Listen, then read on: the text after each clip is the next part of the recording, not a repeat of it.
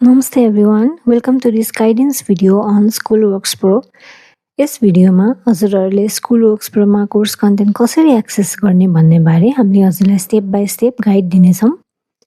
सबैभन्दा पहिले आफ्नो ब्राउजर खोल्नुस् र Schoolworks Pro को वेबसाइटमा जानुस्। त्यसपछि देखिएको पहिलो लिंकमा क्लिक गर्नुस्।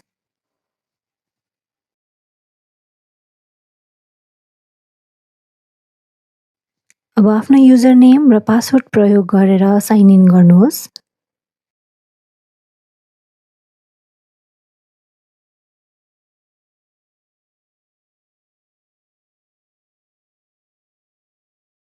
लगइन भइसकेपछि गो टु मोड्युल सब्जेक्टमा क्लिक गर्नुस्।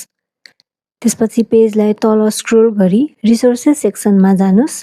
अब फाउन्डेसन कोर्सलाई एक्सेस गर्न हजुरले विक 1 मा क्लिक गर्नुस् र त्यसपछि त्यसभित्रको लेसनमा क्लिक गर्नुस्।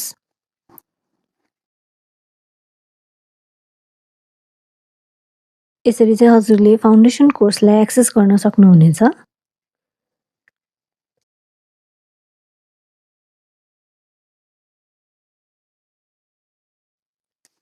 त्यसैगरी विक 1 मा हजुरले तल स्क्रोल गर्नुभयो भने हजुरले ह्यान्डआउट्स भन्ने सेक्सन पाउनुहुनेछ।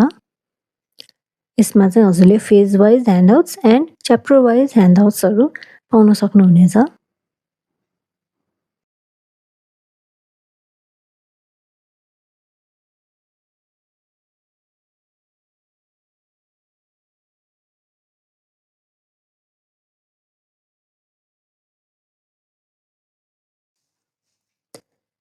अब विक 2 देखि चाहिँ हाम्रो मेन च्याप्टर्सहरू सुरु हुन्छन्।